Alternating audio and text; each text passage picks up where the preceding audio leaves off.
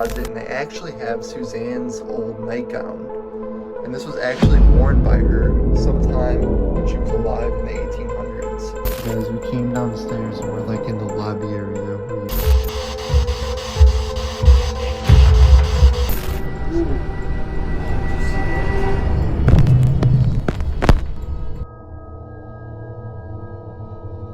What is up, you guys?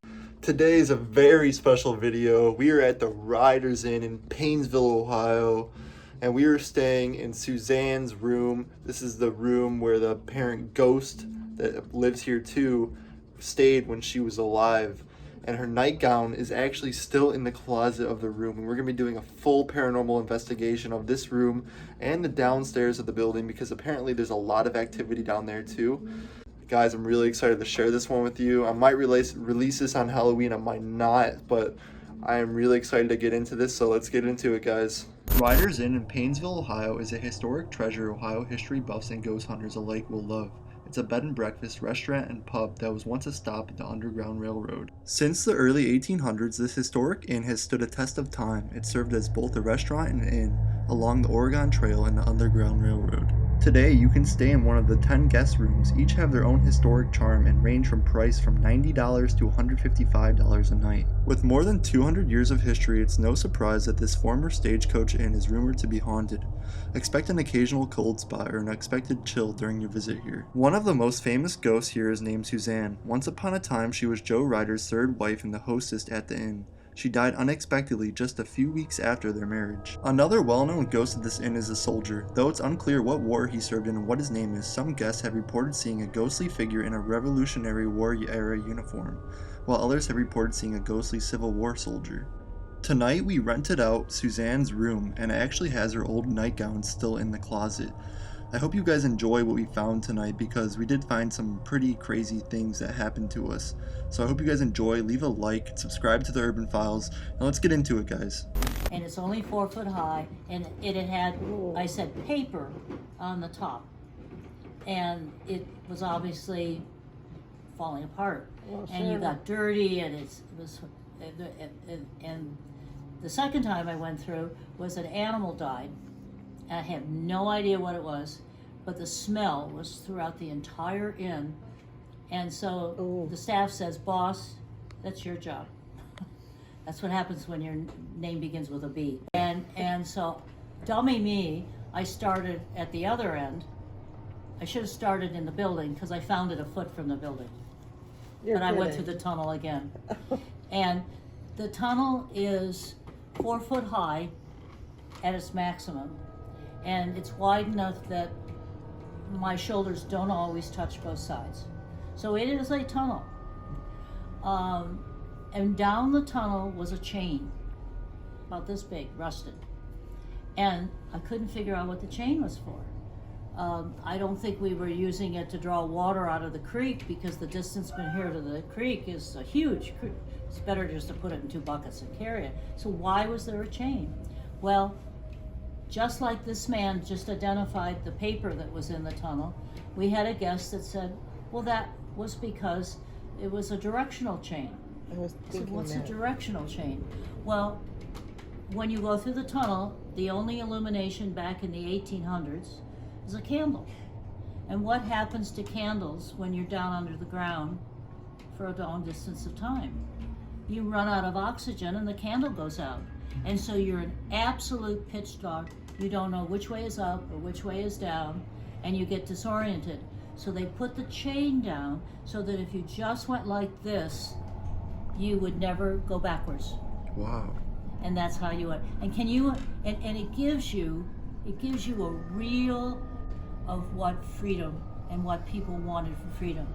Think about that. Think about a woman with a baby strapped to her chest, going down a tunnel, not knowing that the people on the other side are going to be friend or foe, and then getting in a wagon, again with total strangers, and going to Fairport or Grand River, where volunteer sailors are going to take you across a body of water that looks like an ocean, although Lake Erie isn't that big, to Canada, where the British are in control, and the British were in control when you were pushed into slavery.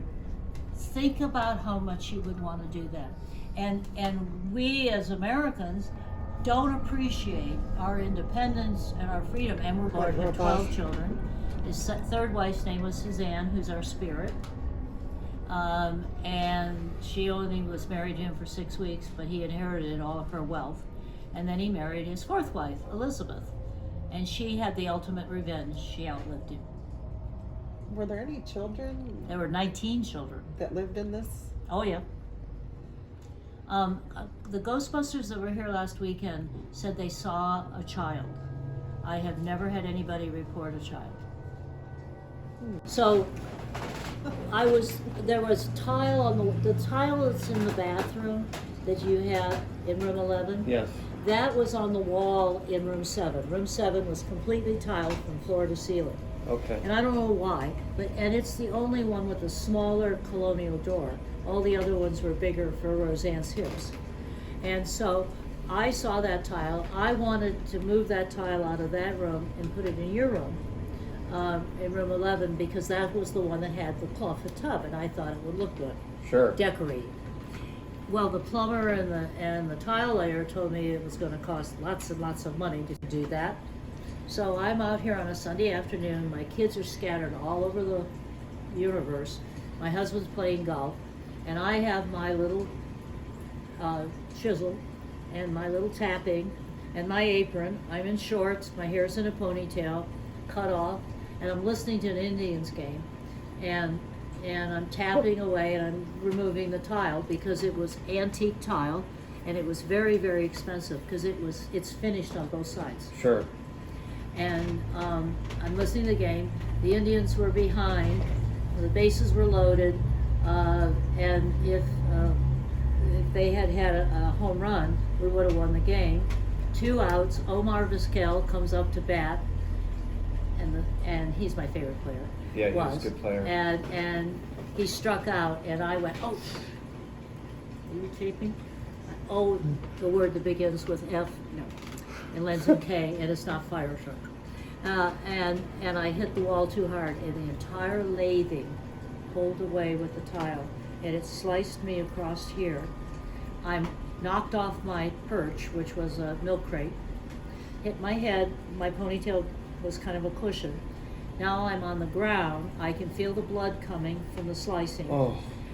And I can't get up because a tile is sticking in my rib cage, and the minute I move, it gets deeper, and it hurts like hell. Well, you know where room 7 is. It's the crotch of the building. Nobody knew I was here. We had a black cat that was kind of hovering around. Sure. And his name was Sasha. And I thought he brushed my ponytail. And when he did, the wall lifted up just enough that I was able to get this shoulder out. And if you can get your shoulder out, you can usually wig your blood. And I stood up, and I was covered from blood from here down. I went to the hospital, and they ended up stitching me up and wanting to give me a blood transfusion. I turned it down. They found my husband, Tylenol 3. We're driving back, and he says, what happened? And I'm a mother. You got to make sure the doors are locked and the lights are turned off, right? So we came back into the inn. We went up to the room, and he said, you said a cat hit you, or knocked you. And I said, yeah. And he says, then what are these footprints? And there were my clip-clops and woman's high heel shoe prints in the dust and the blood. No cat paws. Huh. You asked me the question, what was my first experience? Where did the high heel shoes come from? They certainly were not me. I was in flip-flops. And there was nobody that was... There was nobody else in the building. Wow. So, that experience, when we opened in the middle of Hugo, Mrs. Brainerd, who was the great-great-granddaughter of Joseph Ryder, came in with her caregiver, and she said, I hope Mrs. Crane doesn't open that door. It's sealed against Suzanne. I had a tray of dishes when she said it. I slammed it down on a table, and I proceeded to say, who's Suzanne? And Mrs. Brainerd, who subsequently passed away, the table in your room with the TV on came from her in her will. Really? And there were some teacups and some teapots, but I've broken them or stolen them over the years. And she told me about Suzanne, that she was the third wife of Joseph Ryder, that he may have done her in for her inheritance, because back then when a man married a woman, she was not able to sign a document, she lost her legal status, he had to take care of her. We've fixed that now, it's the other way around. Yeah. Okay. Anyways, the bottom line is, he inherited her wealth, and then he may have killed her. She died in that room over there, and then he used her inheritance to complete the construction of the inn. So the psychics that come in and all the people that sort of thing say that she's here to protect her investment, and she's tolerating me because I'm the first woman that's owned the building. She doesn't like my housekeeping. He's going to say, "You have your keys," and I'm going to go, "Oh damn," because she's always stealing keys. Everybody around here is always looking for keys. Wow. That's sort of, and we don't know very much about it other than his fourth wife bore him twins, and then eventually Joseph died, and the family, he had one son. Of the 19 children he had, was one son, and his son took over the business, and then his grandson took over the business, and then they lost it in the Depression under the Spanish flu. Wow. Which was in the, then two ladies bought it that had a restaurant, and they were here, and in World War I they were drafted into the army to be cooks, and they never came back. We don't know if they died or just moved away. And then Mr. Randall from the Stuyvesant hotel chain that had a hotel in Warren, Ohio, which was a really thriving city at the time, and had the Stuyvesant hotel chain, the Concord Hotel in New York. He bought this property, and he put the dining room on, and they had those people, those funny little bathing suits, come stay with us, and they would go swimming in Fairport on the bloomers thing, and they would say, they were advertised that we could accommodate your maid but not your butler, and people would come out from Cleveland on the interurban, and then Mr. Randall lost the business in the Great Depression, and then the Lusses brothers, who had a restaurant in downtown Painesville, Lusses Inn, and that was thriving, and then they sold it to another family, and they lost it, and then the Rodokais bought it, and I bought it out of a foreclosure sale, as I told you. I scratched my nose. So that's it with Suzanne. Now, the psychics who come in here say that she's here to protect her investment. And so when she makes an appearance is when the building's in danger.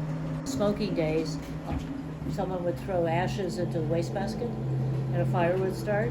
She would wake somebody up to put it out. Or we would have the bottom fall off of our hot water tank, and there was a fire chief that was staying here. She woke him up with candle, and he came to blow it out, and it led him to the basement, and we turned the water off, and we were able to, when it was this far from the circuit breaker, which would have been a serious problem. Wow.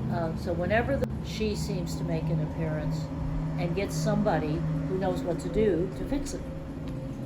And baleful dinners every Friday in October. Next Friday we're going to do another one. And then we're going to do it on Halloween night with a psychic named Mia. And Mia says that she's here watching her building to take care of it. Wow. And there's a cemetery in Chardon that have Riders as on the tombstone, Yes. but not the first name. So we don't know. Is that the door? Yep, that's the door that's locked. It's not been used for. I'm sorry. How long has that door not been used for? It's 1834. In the old inns, you would always prop the door open if you were accepting people. Okay. If the door was shut, the driver of the wagons or the stagecoaches would go to the next inn because you told them you were full or closed. And the story that Mrs. Brainerd, the great-great-granddaughter of Joseph Ryder, told me when we opened was that door was nailed shut because Suzanne kept opening it. And they didn't want her to open it, so they nailed it shut. Huh. So, what are some of your experiences?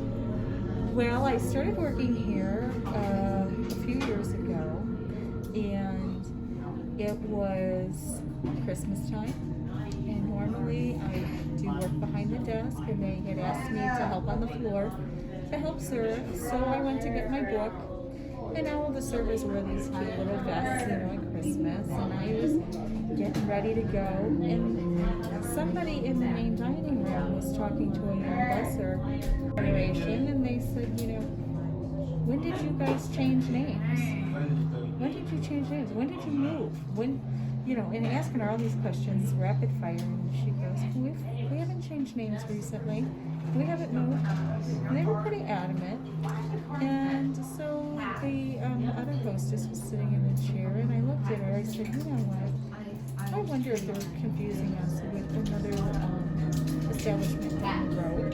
We looked at each other and said, yeah, probably. So she got up and go to the busser's rescue to try to give them a little bit of information.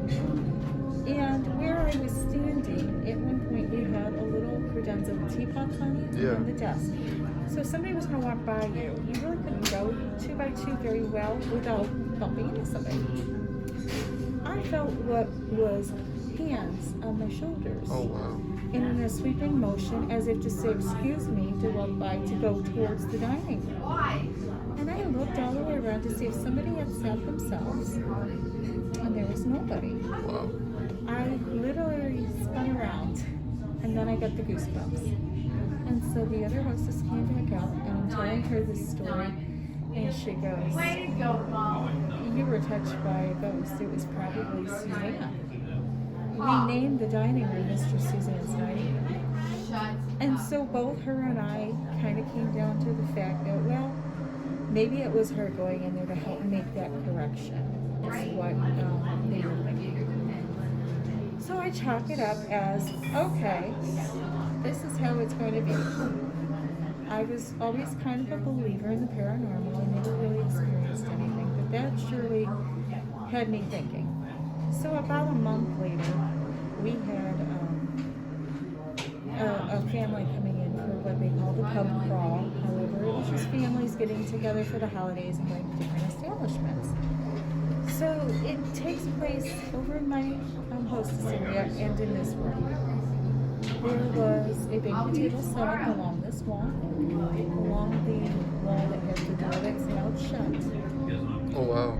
There's a story behind that, but I am not the one to tell that story, so that'll be something that comes at breakfast, I'm sure. But that door was the one that is left open when there were rooms available, and they would welcome travelers. Okay, so keep that in mind as a backstory. Now, Mrs. Crane had told me and Courtney that there was a certain time we needed to have the Schaefer dishes out and the sternos lit to be prepared for the family coming in. I'm looking at the desk and the time, and I'm like, okay, well, not quite time yet. And as I'm doing this, I look up, and out of the corner of my eye, there was somebody in white go across from the bar area over towards this door where we have the table set up. And now I'm like, oh, for help. So I come around the corner and I look right. She's not at the bar. I look to my left, and there's nothing set up. Where could she have gone so fast, right? I come down and I make my way through the kitchen, and I must have made enough noise to startle her, and she turned around and she's like, what? And I can't say anything. I'm speechless. And she's like, you saw something. And I guess all I did was nod. And the words that came out of my mouth was, you're wearing burgundy. And I said, I saw somebody in white go across. Again, I believe I had an encounter with Suzanne Ryder. She's known as the Lady in White. Oh, wow. Okay. So those are two incidents really, really close. I've had minor things, like if I'm locking up at night and you just get that little thing in your ear saying, you should go check that door again. Check it and make sure it's locked. Or check the kitchen again. Something isn't right. Now, mind you, I do a whole round and walk through. I have a routine. Everything should be just as I left it. Some nights, a fryer would be on in the kitchen after I've already checked it, or a door would be unlocked after I've already checked it. It's very strange, but if I don't listen to that, harm could come right again. That's true. And so I always make sure I listen to whatever's going on in the back of my mind. Yeah. But then I have one last thing, and this happened earlier this year. We had a hostess and myself on a Sunday. We were having a Sunday brunch, and it was just a wonderful day. It was a beautiful day outside, and we were just finishing up for the day, and we were having conversation, and you know, like what girls do, we gossip and things. Well, I think we may have taken it a little too far. So we had the computer, and then the hostess podium. And on the hostess podium, we had a 3-hole puncher. Okay. And the hostess had her back to it, and I'm sitting facing her in the podium. And we were finishing our discussion when she had said something, and I don't remember what was said, but all of a sudden, I saw the 3-hole punch go up, stand on end just about, and crash on the floor behind her. Whoa. We both jumped. She stopped. She goes, "What was that?" And I said, "That was somebody telling us we need to stop gossiping." And she goes, "I'm not turning around." And I said, "It's okay." Her and I got up. I cleaned up all the chads that were on the floor. And that was it. That was something I did not see out of the corner of my eye. I saw it right plain as day in front of me. Wow. I did not feel an earthquake. I didn't feel anything shake the house, anything like that. It just literally came up over, crashed. Like, okay, girls, you're done talking for the day. So Yeah. the poor lady at the desk. I don't think she's ever said another word that day. Wow. Very, very nice lady. So that's pretty much the things that I have personally experienced that's kind of gotten to my core a little bit. I've had gotten orbs on photographs and things from different events we've had. But other than that, that's all I got for you.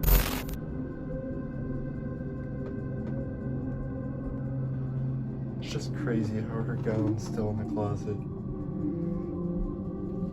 You got the K2 millimeter set up right there. Doing a spirit box session right now. We got the spirit box PSD7 here. Suzanne, are you here with us tonight?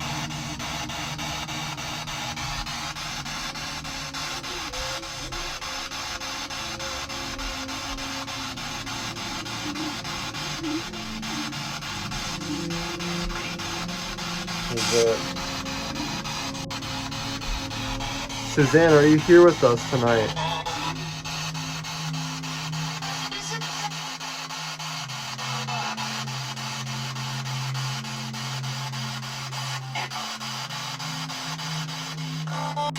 Spirits in the room tonight.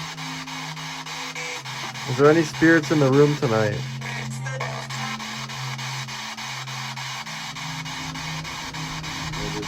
Is there anybody in this room with us?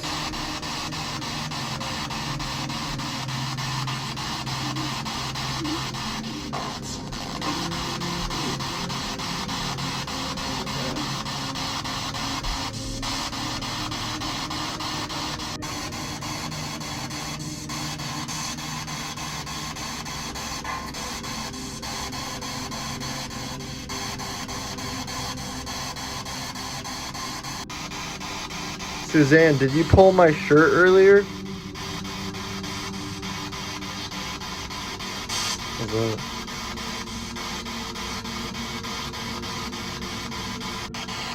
Suzanne, do you love your room?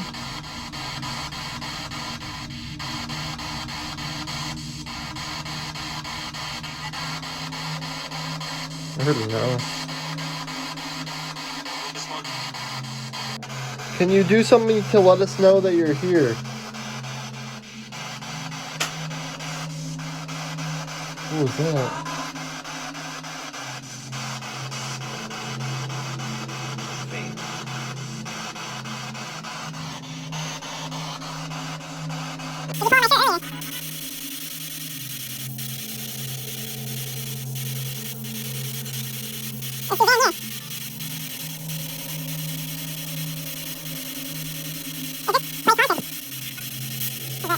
Guys, we came downstairs and we're like in the lobby area where you would check in, and we set up the K2, and it's in this area. It's been very, it seems like very active, like just sitting at orange right there, and the millimeters at 1.4, 1.6. It's like fluctuating, but it never goes like all the way down. In the lobby. I'm seeing all sorts of orbs coming through. Really? Yeah. Just a high activity area. High activity area. And it's turning out to be very, very accurate. Yeah, it is. I mean, there is something here, for sure. 1.1, that's insane. It hasn't gone down past 0.6. It's off. What? What? Yeah, K2's going crazy over here.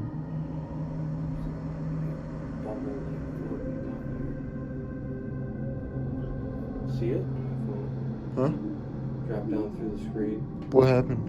Orb. Lots of orbs. Wow.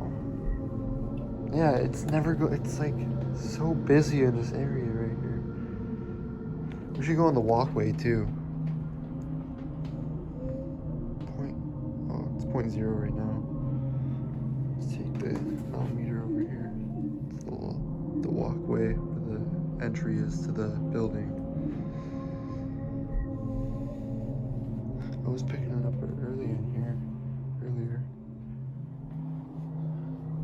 Not getting nothing.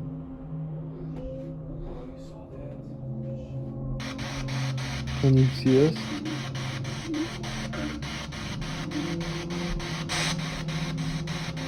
Just came over to the fireplace. In like the second dining room. And the K2's already going off like an orange. It's kind of crazy. Set it down right there. Does the millimeter go out? 1.1, 1.3, that's crazy. I wonder why it's staying like that. It only does that in certain areas. Mm-hmm. That's crazy. Yeah. Dude, what was that noise? Yeah, we just heard something in the kitchen. But we can't go in the kitchen. Like a dish fell or something. That was weird.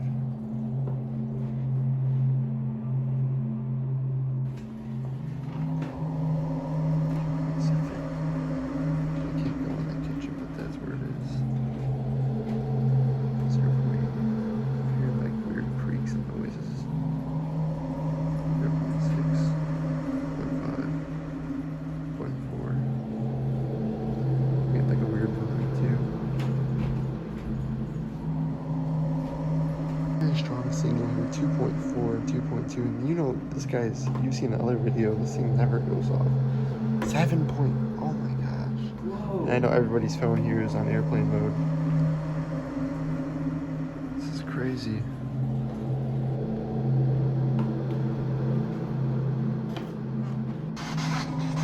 How many spirits are in this 100-year-old thing?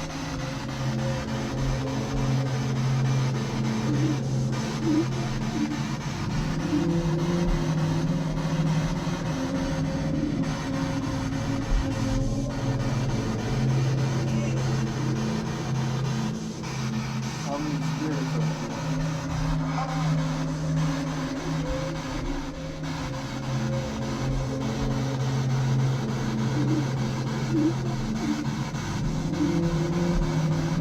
What's your name? That's it, Tom. just moved the K2 off the chair. We put it over there. It's immediately All spiked. sorts of arms coming through. Seriously. What's the millimeter doing over here? Still in the ones. Up 0.8, 0.6, 8.6. I just got an orb. I just saw it with my eyes, actually. That was insane. 0.3. It's very busy over here in this corner. There's something in this corner.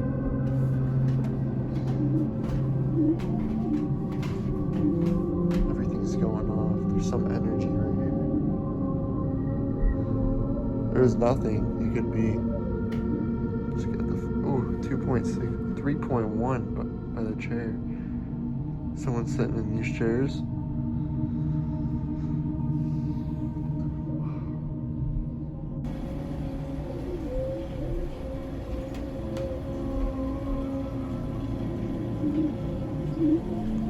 Back over here by the fireplace, there was a reaction with the millimeter, and the K2, of course, is never going down. There's something in that corner, some type of energy. Just sitting.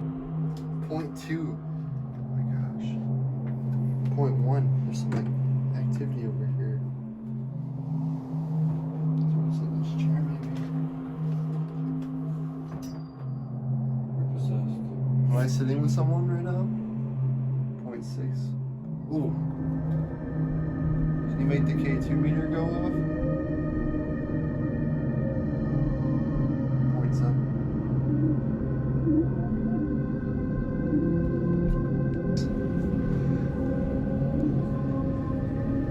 Underground Railroad. Those who help them and those who continue to honor them by protecting freedom. It's awesome. This was dedicated in March 1997. That's sweet.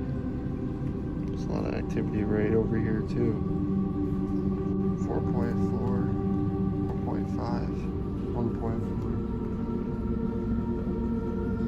5.1. Alright guys, it's gonna conclude the investigation. We recorded for like a few hours and I hope you guys are satisfied with what we got. We're not faking or putting anything in. That's really what happened. So I hope you guys enjoyed.